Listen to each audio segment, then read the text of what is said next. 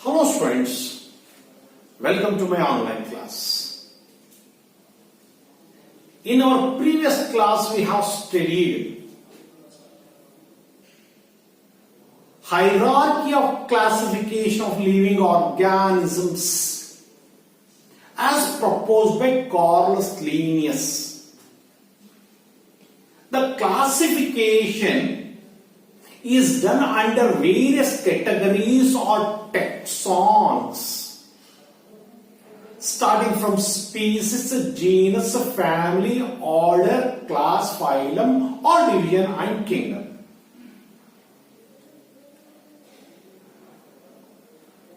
We know the need of classification of living organisms.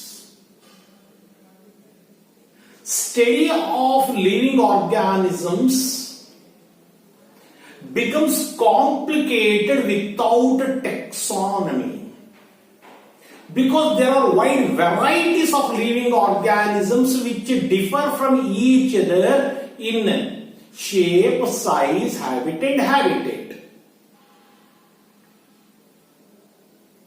In order to make our study of living organism scientific and convenient, we have to scientifically identify them, classify them and give a scientific name, and this branch of biology is called taxonomy.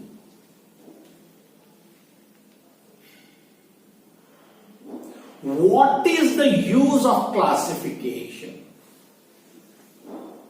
Of course, classification helps us to understand biodiversity, a vast knowledge.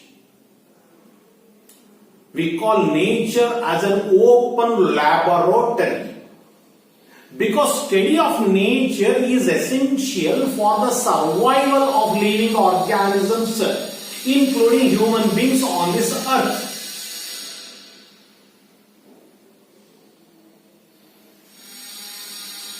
Along with that, we are dependent on nature.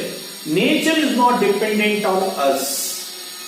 We are dependent on nature for various purposes, such as food, clothing and shelter. A detailed study of biodiversity is a continuous process. Due to efforts of biologists, more and more awareness of biodiversity, relationship between various organisms is becoming clearer. This knowledge helps us in the field of agriculture.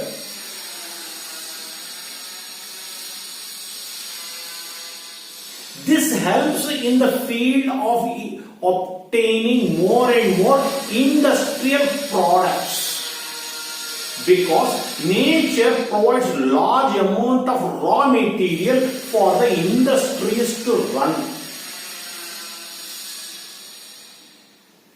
So, economic growth of any country is dependent upon the richness of biodiversity, understanding of biodiversity and proper usage of biodiversity.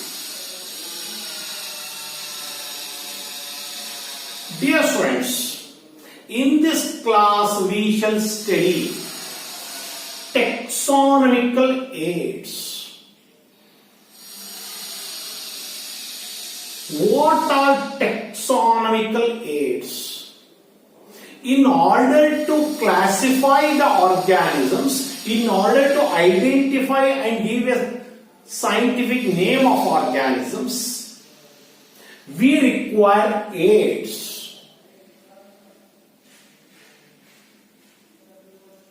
The organisms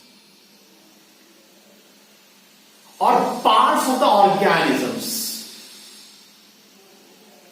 The organism may be live or dead.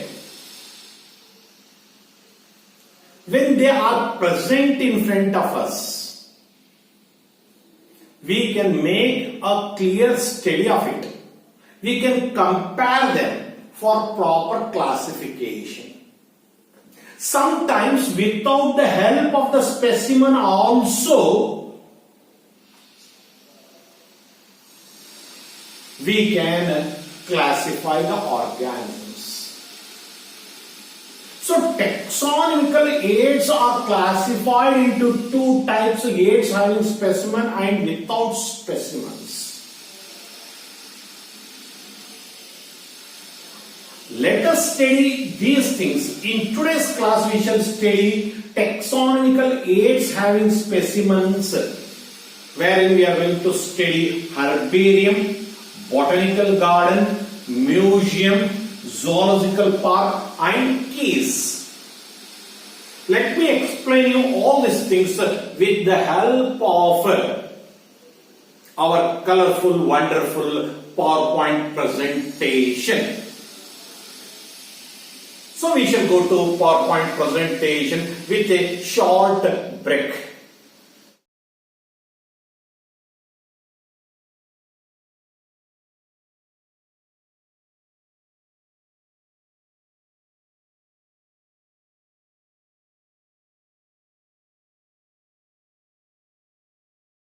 Well, I hope the slides are clear. Taxonomical aids.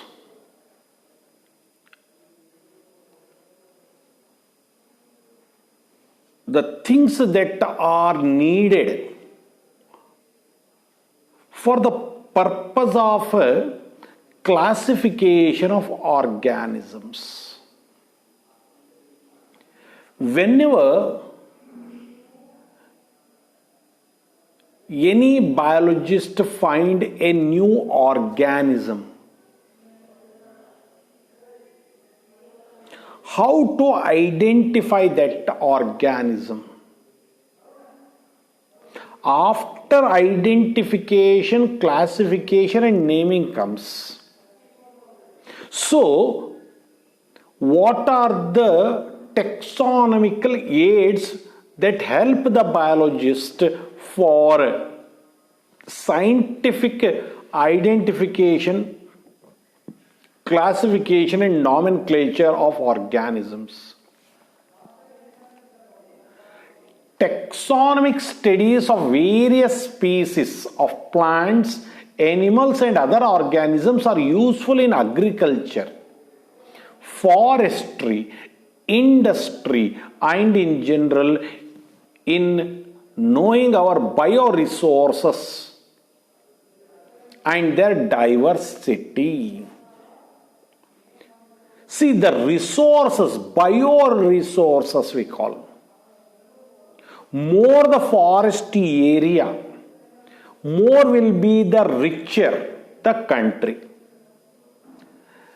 It is easy for the development of a country if it is having a wide coverage of foresty area, which we call as bioresources.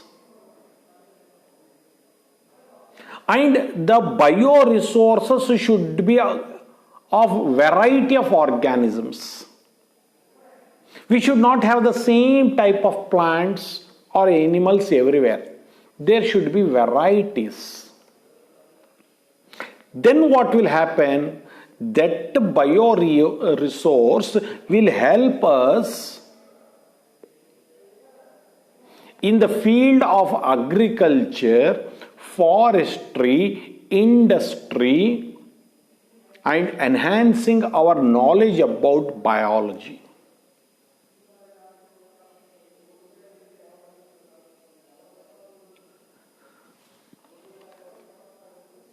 These studies would require correct classification and identification of organisms. In order to make use of the organisms for our requirements, First, we have to understand that organisms. Understanding of an organism refers to scientific identification and classification. Naming is your choice according to binomial nomenclature. But first of all, it should be in a particular classification. You can't make mistake in identification and classification of organisms.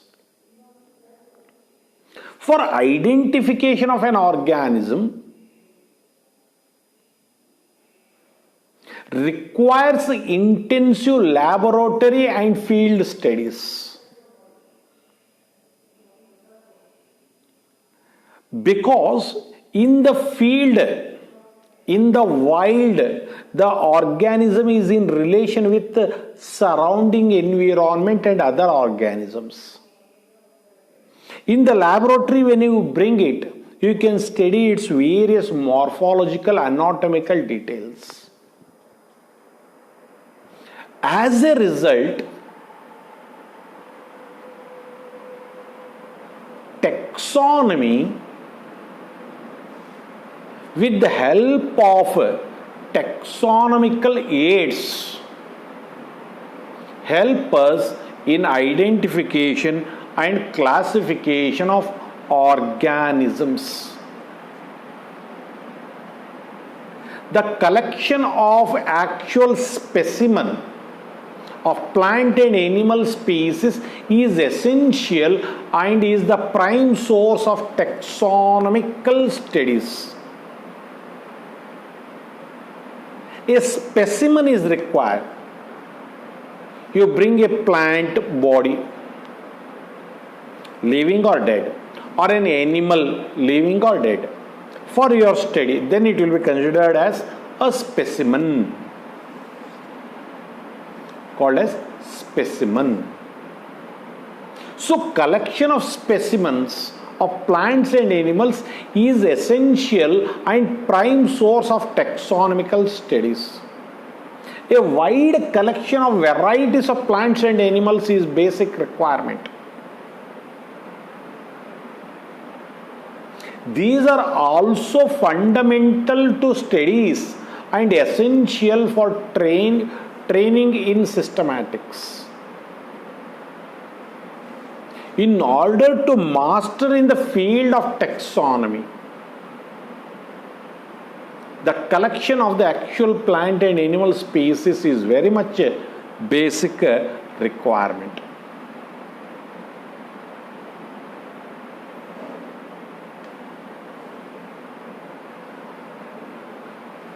It is used for classification. The collected specimens are used for classification of an organism, and the information gathered is also stored along with the specimen. In some cases, the specimen is preserved for further studies. Whenever you collect a plant or an animal, all its details are recorded. The classification is returned and kept along with the specimen. It is preserved without spoilage. You have to keep that specimen for many years without being spoiled, so that it acts as a reference for further studies for other people. Biologists have established certain procedures and techniques to store and preserve the information as well as the specimens. Any one plant or animal, how to store it for many years, and how to preserve the data, information about it. So biologists have developed the procedures for such activities, which are called taxonomical aids. These taxonomical aids are again classified into two types. the procedures and techniques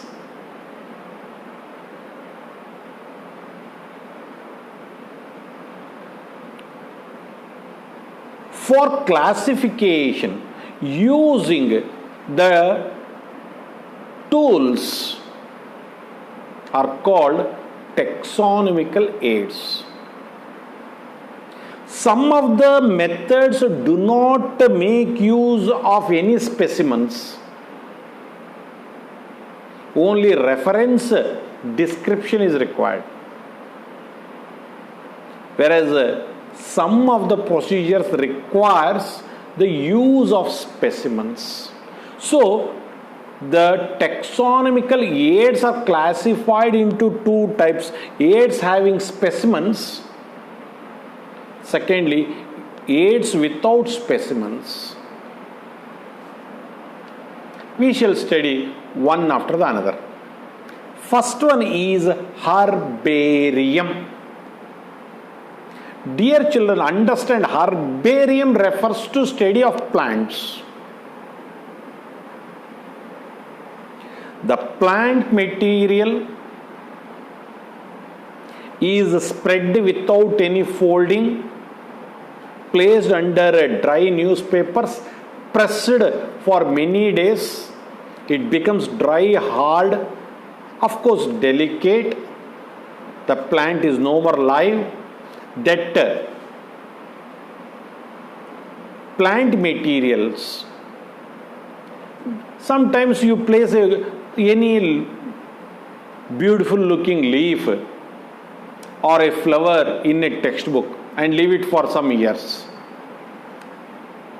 and if you find it accidentally, you find it in that book, you will be surprised to see it has become so dry and brittle, but it is preserving all its details. In the same way, the plant material is preserved, which is called herbarium. Herbarium is a storehouse of collected plant specimens that are dried, pressed and preserved on sheets.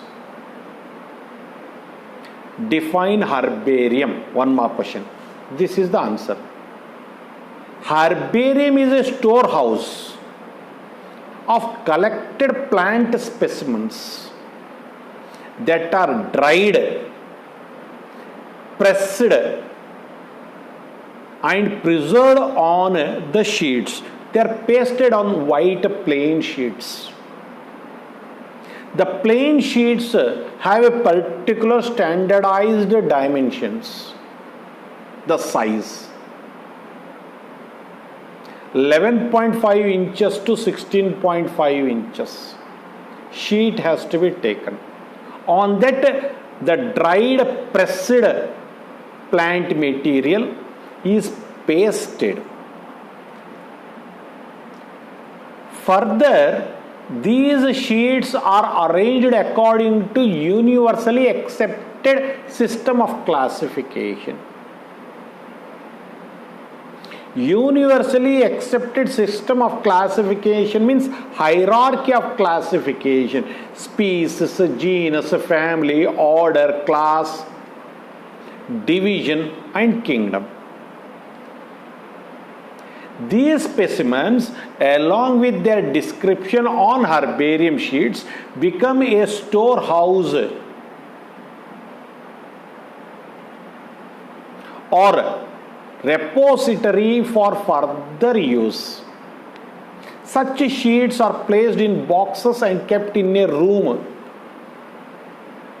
where there is no moisture, water, because those sheets has to be placed for many years for the reference. The herbarium sheet carry the label along with the plant material. On that sheet we write the description, information about the date on which it was collected, place where it was collected, what is its local name, English name, botanical name, family, collector's name, etc. Herbaria also serves as quick referral systems in taxonomic study. See this diagram. Hibiscus plant, which you are familiar with.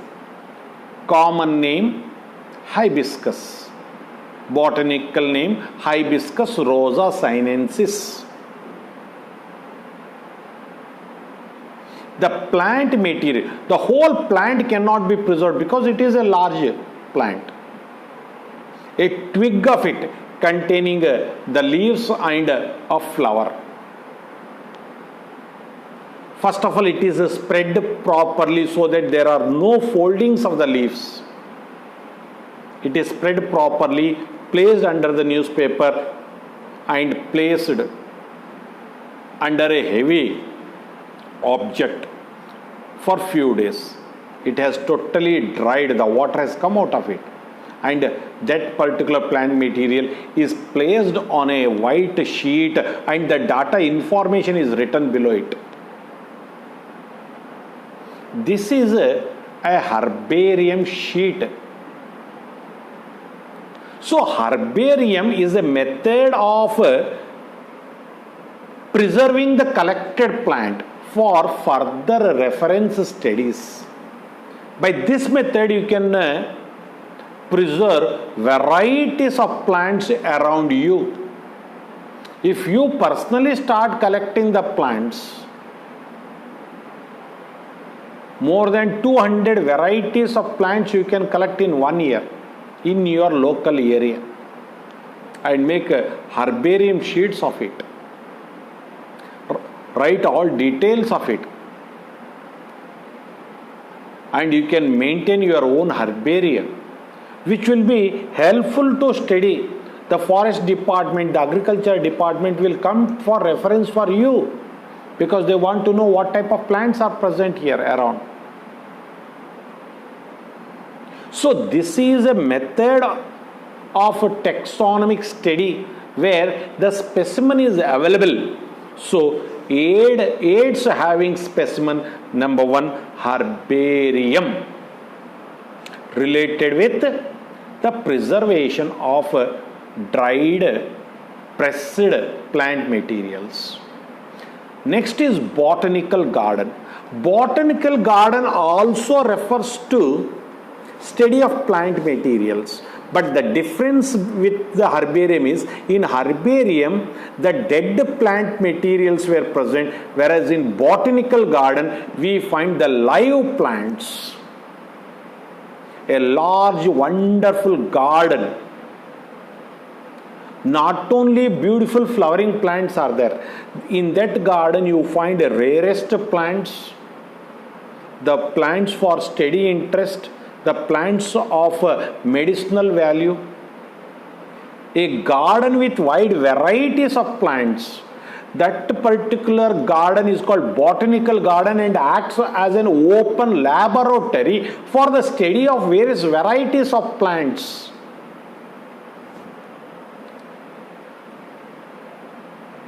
These specialized gardens have collection of living plants for reference.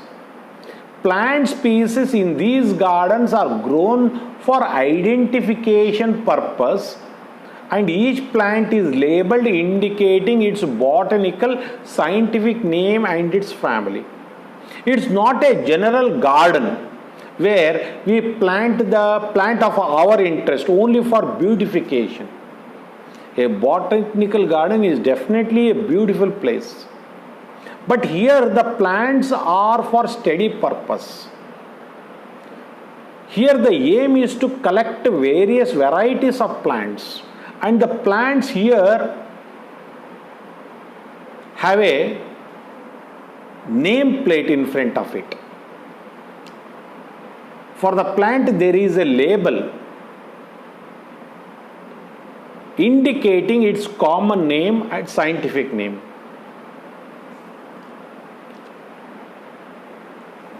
See this wonderful photograph. The children are studying the plants, varieties of plants. Those may be the common plant where the child has seen it previously in her school or in front of her house, in her home garden. But she is not aware of the common name and scientific name of the plant, where now she is recording it. So in botanical garden we find the live plants, living plants, which helps for reference, which helps for studies.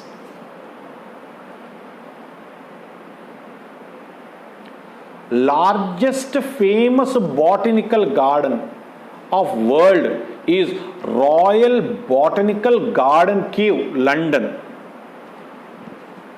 Near London there is a place called Kew. There you find the botanical garden, which is largest and very famous in the whole world. That is the garden where there is also a glass house at the center in the photo you are seeing. Even in Lal Bagh, Bangalore, there is also a glass house. So in Kew, near London, you find Royal Botanical Garden, the largest famous botanical garden in the world is Royal Botanical Garden, Kew. In the same way, in India also there are various botanical gardens. For example, we have the Lal Bagh of Bangalore, Botanical Garden of Ooty, which some of you might have seen.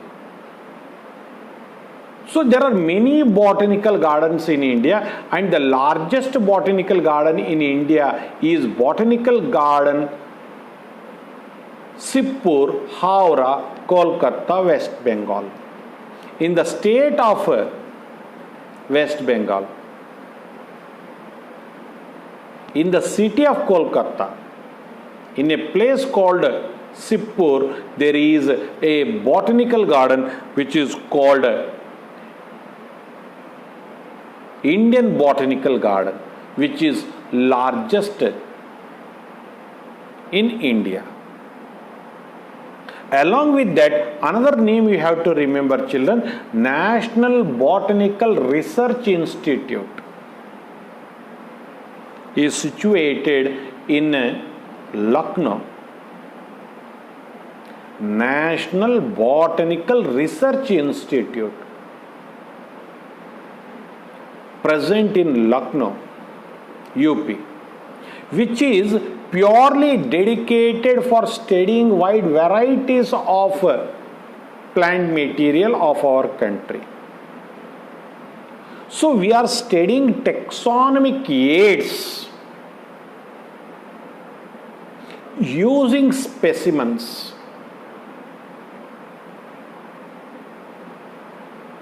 First one is related with the study of plants. Second one is also related with the study of plants. But the first one called herbarium, where you are using plant material which is not living.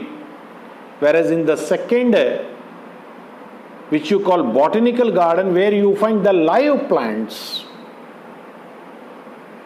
These two are for study of plants. What about study of animals? Museum and zoological park. See, the museums are of varieties. A well-established school or a college like ours, or in the university, you find a large number of preserved specimens in the jars, glass jars or bottles. Dead animals are there. So there you find the museum in a large room or a hall. That is one type of museum. There is another type of museum run by the government or some huge private organization, where the people visit to see it. that is a large scale. We will see the difference. Biological museums are generally set up in educational institutions such as schools and colleges. Museums have collection of preserved plant and animal specimens for study and reference. See, you are seeing the bottles, the jars in which the animals are kept, and they are kept for long years without being spoiled, without being decayed. That means they are kept in a chemical, formaldehyde or formalin, which keeps the animal in the same condition as many years as possible. If you place in water, it gets decayed, and the jars are airtight. You can place their animal specimens. In the same way, you can even preserve the plant specimens. In the schools and colleges, such specimens are collected for study, for reference. And these specimens are much better than the diagrams or photographs in the textbooks. Museums do not have collection of photographs of plants and animals. They have the specimens.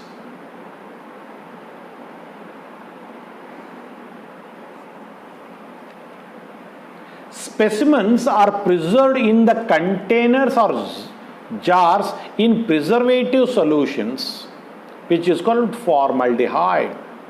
Plant and animal specimens may also be preserved as dry specimens.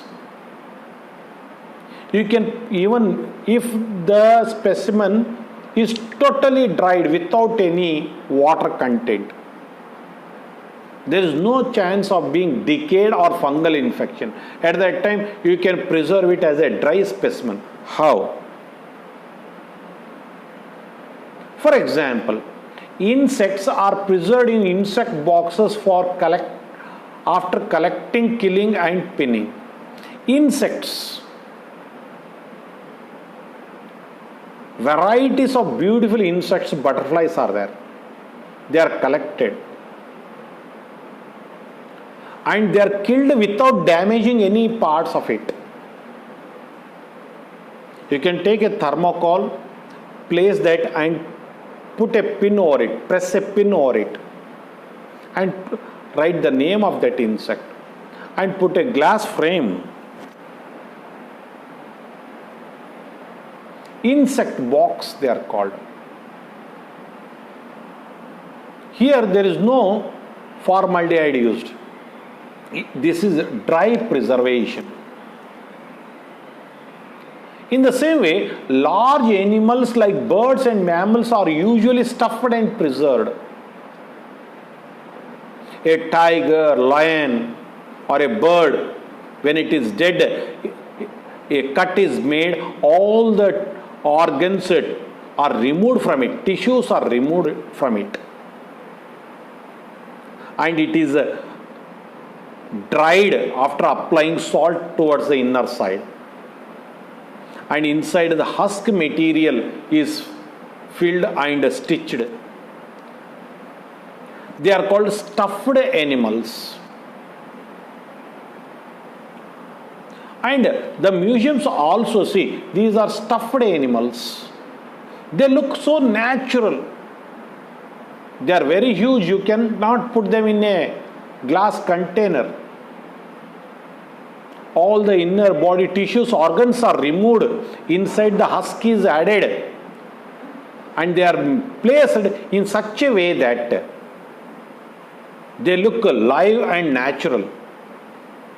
Such museums will be very interesting for children for a visit, and it will be a educational purpose also, serves the educational purpose also. And the museums also contain large skeletons of animals. You don't find dinosaurs now.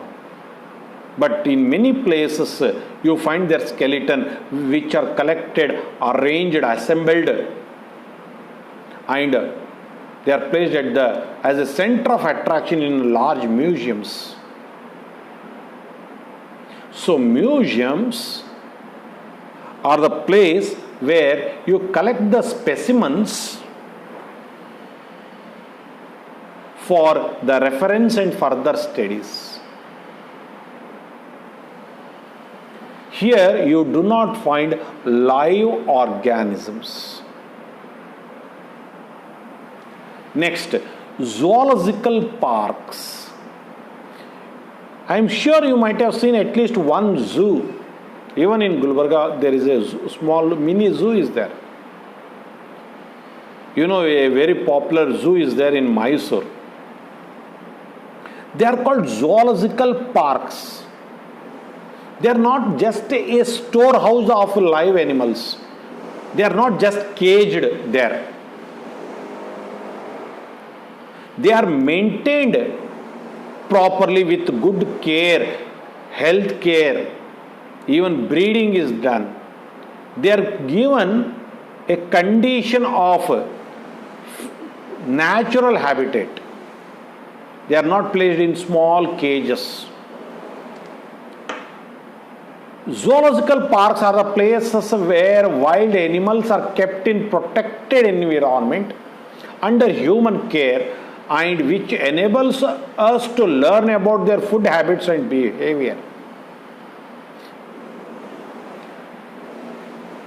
It is not easy to study these animals in their wild condition. Whereas in the zoological park, these animals are easy for the children to study their habit and habitat. Their habits, what is their food habits? What all the things eat, how they behave in the different moods and conditions.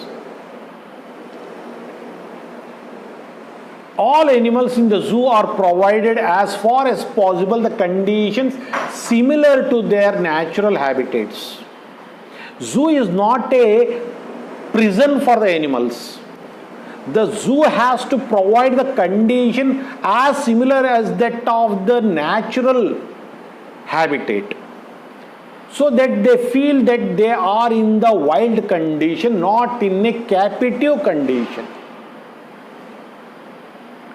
Children love visiting these parks, commonly called the zoo, because children get a access for seeing various animals in one place, and these animals are in live conditions. In museum, you can find the animals' dead bodies, either preserved in the jars if they are small, or if they are large in size, they are stuffed and kept. Even the skeletons are kept. Whereas in zoological parks, you find the live animals, which helps us to study about the animals. Lastly, the key. It is also a taxonomic aid having the specimens. See, what is a key? Key is the taxonomic aid used for identification of plant and animals based on similarities and dissimilarities.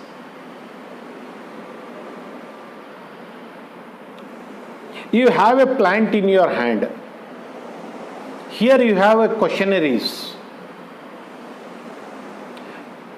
The question number 1 will be whether it is a herb, small one, shrub, little big, or a tree. You have to mark. It is herb. Second question comes, how is the root? Tap root system or fibrous root system? Tap root system. You have to mark. Like that, questionnaires will be there. Using the specimens, you keep on answering the questions. You will come to the answer where you will get what this particular plant is. The answering to to the questions, looking at the specimens will lead to the place where you will get the correct identifications. The key are based on the contrasting characters, generally in pairs called couplet. It represents the choice made between two opposite options. The result in acceptance of only one and rejection of the other. See, the root system, taproot or fibrous root. Taproot. Leaves, venation, reticulate or parallel. Reticulate. Like that, for every character, two choices will be given. Those two choices will be called couplet, in which you are going to select one.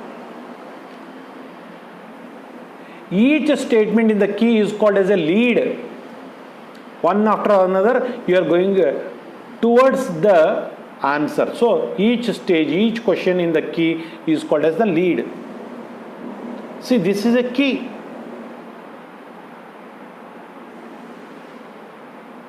For every question, you have the two answers, couplet, and keep on going from 1 to 18 question. Every question is called as a lead. You will come to the conclusion what that particular plant is. Here, having a specimen is important. Without specimen, you can't go to the key.